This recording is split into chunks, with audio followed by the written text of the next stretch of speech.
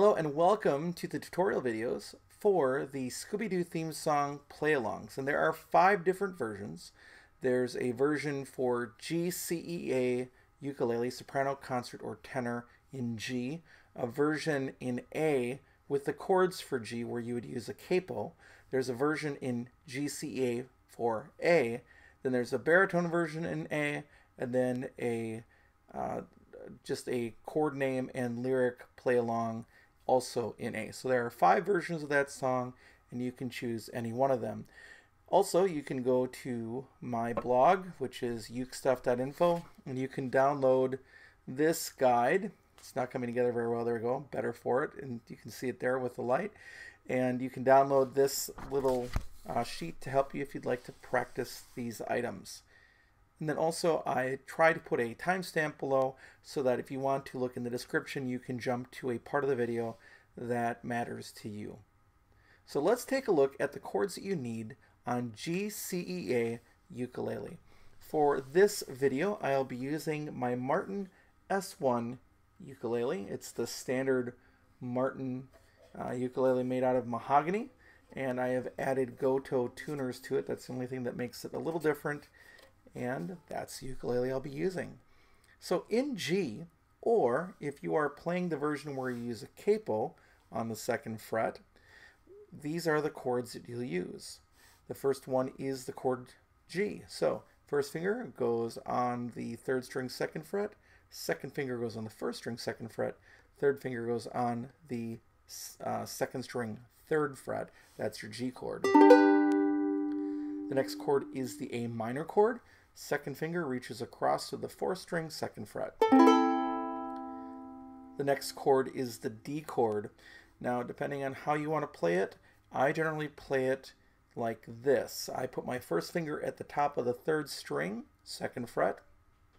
2nd finger goes on the bottom of the 4th string 2nd fret, and my 3rd finger goes on the bottom of the 2nd string 2nd fret. So they're all in a row on the 2nd fret on strings 4, 3, and 2, but as an upside down V. That's how I normally play D. You may, however, find it's easier to play D a number of other ways, including just playing it 1, 2, and 3, finger 1, 2, and 3 on fret 2, strings 4, 3, and 2. Or you can even try learning how to bar or partially bar by using the curvature of your fingers and to play it that way.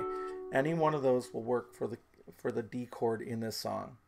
The next chord would be the C chord. Traditionally, it's played with the 3rd finger on the 1st string 3rd fret. For this song, you might want to use your pinky and to use the pinky on the 1st string 3rd fret. And here's why. The next chord is the C sharp chord, and for that chord, you're going to bar strings 1, 2, 3, 4 with your 1st finger. If you need to, you can support with a 2nd finger. You're going to lay it right across all 4 strings without actually touching the metal, but being next to it. And then you'll play where the C was 3 frets down with your pinky. That's the C sharp chord. And then the song asks for another version of the D chord. You're going to take this entire shape and just move it up 1 fret. So you're going to take the 1st finger and lay it over the 2nd fret, all the 4 strings. And then with your pinky, you're going to play the 3rd fret down from that. And that's this other version of the D chord. So what's going to happen in the song is you're going to play the C chord and then move up to that D, then play the D twice, down to the C, and then you're back to the regular part of the song. Those are the chords for GCEA in the key of G. Now let's move to the key of A. And the reason why I created one in the key of G and also with the ability to use the capo. And by the way, if you're going to use the one with the capo, all you have to do is put a capo across the 2nd fret and play the chords that you would have in the key of G. You might have to retune once the capo's on because it does pull the strings down pretty tight and can force them out of tune. Now, in the key of A, you run into the very difficult chord of E and however you're going to play it. So let's take a look at the chords you need for the key of A. With this arrangement, you only need 5 chords, and here they are. The first one is the A chord. 1st finger goes on the 3rd string 1st fret, 2nd finger on the 4th string 2nd fret. That's your A chord. Then you're going to play the B minor chord. You're going to bar all the strings on the 2nd fret. Okay. Then you're going to, generally I use my 3rd finger, go 2 frets down from there on the 4th string, which is ultimately going to be the 4th fret, and you play the B minor chord. Now you run into the E chord, and the diagram that comes up with my program when I'm making the play along video shows the E played like this.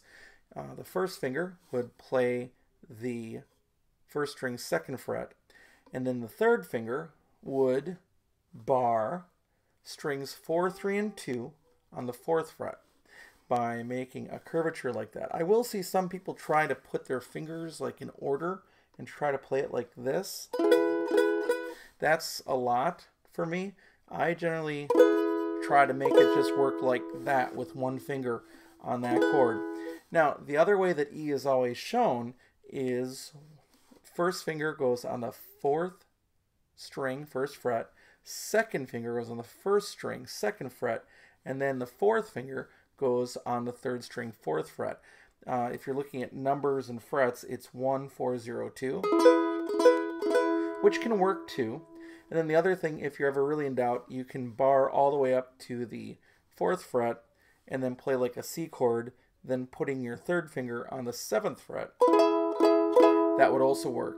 So however you play E is going to have to work for you, but later you'll see that this E will be needed, and we'll talk about that in just a second.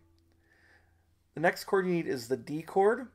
I again suggest playing it for this song with 1 finger, and I'm using my 4th finger for a purpose here, or actually it's my 3rd finger in terms of 1, 2, 3. So I'm using my ring finger for a purpose, only playing strings 4, 3, and 2 on the 2nd fret, trying to bend away from playing the 1st string with 1 finger. So that would be the D chord. Then the song requires you to move up to the D sharp. So what I'm going to do is put my 1st finger on the 1st string, 1st fret, and then I'm going to bar again, now 1 more fret up on the 3rd fret, strings 4, 3, and 2, just like I did the D. And then I have to play ultimately an E chord, and that's the E chord we've already seen, like in the song. So there's a point in the song where you play your D chord, then you go up by half steps, and then back down. So I think that's the easiest way to go about doing that. It is going to require some practice, and that's what kind of makes this song fun, is that it has that one little challenge of moving a chromatic shape up the neck and back down again. Now let's take a look at the chords you need for baritone ukulele. For baritone ukulele, I always use my one ukulele that's a baritone. It's my mainland baritone that has a cedar top and rosewood back and sides. So for the key of A in baritone, here's the chords you're going to need. The first one is the A chord.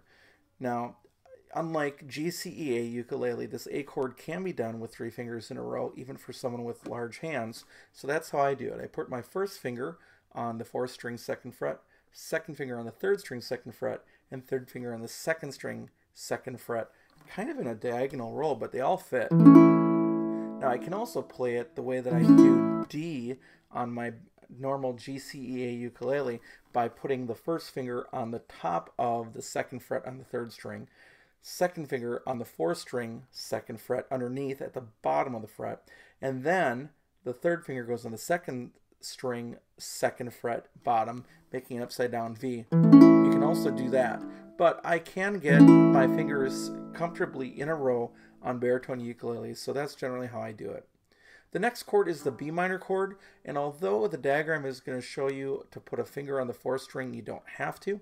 So 1st finger will go on the 1st string 2nd fret, 2nd finger will go on the 2nd string 3rd fret, and 3rd finger will go on the 3rd string 4th fret, and that's your B minor chord. The next chord is the E chord.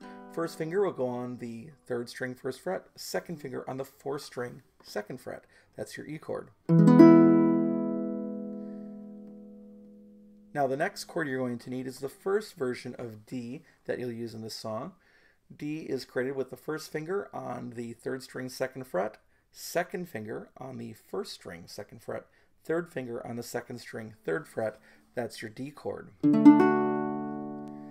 Now, for the sake of simplicity with a moving chord action that we need to do, we're actually going to create that chord also in a different way. So we're going to make a bar chord. Again, when you make a bar chord, it's like using a capo, and you have a long piece on the top that holds the string down and then support underneath, like your finger and your thumb. You're going to need two other fingers here though, so if you have to support yourself, it gets a little more tricky to make these chords, so hopefully you can do the bar chord without needing to support it with a second finger. And you have to find the location that works for you with the bar chord so you don't get dead sound. And just make sure that you're near the fret, but not on the fret, close to it, and it'll work well. So you're going to make a bar chord on the second fret.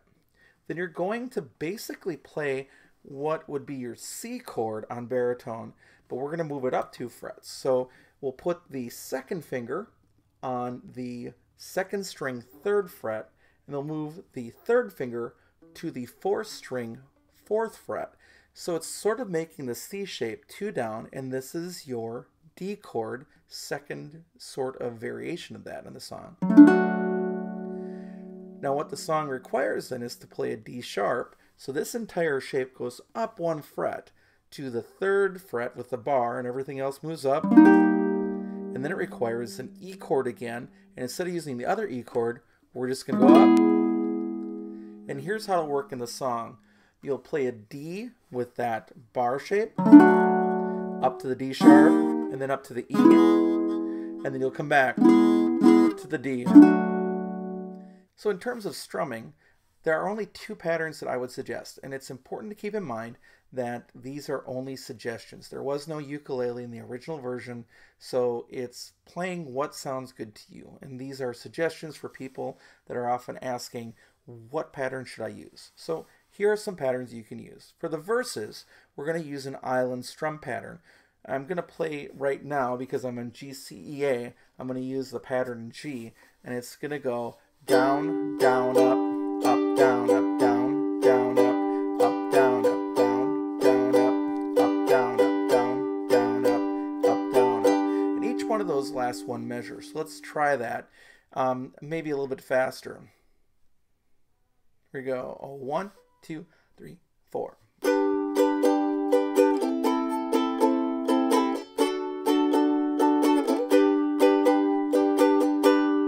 Repeat it.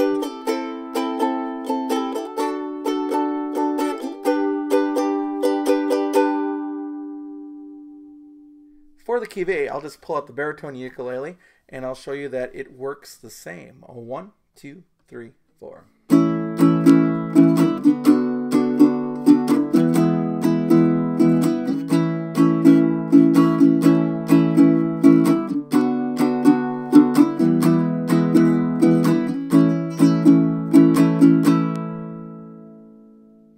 And that's the pattern that will work for the verses, whether you're playing in G or A. And this is where I would just simply play a down, up, down, up, down, up, down, up. But in G, you're going to start on the C chord and just play up, down, G, C, C, G. So I would, on that long suspended C chord that happens with both parts of the verse, and then you've got single strums you have to be aware of that are coming on that last little part. And also for the chorus, I'll show you on baritone ukulele in the key of A, starts on the D chord. So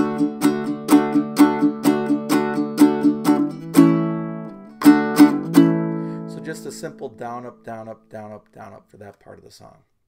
That should be all that you need to know to be successful on the Scooby Doo theme song play-along videos. There are 5 different ones for you to choose from. And I did want to mention that I wanted to put this video out there because I had just heard that it was Scooby Doo's 50th anniversary. So a very happy birthday to Scooby Doo. Has been around 50 years, and I wanted to bring that play-along to you in honor of that. So thanks for watching the videos. We'll have more content for you in the future, and we'll catch you next time.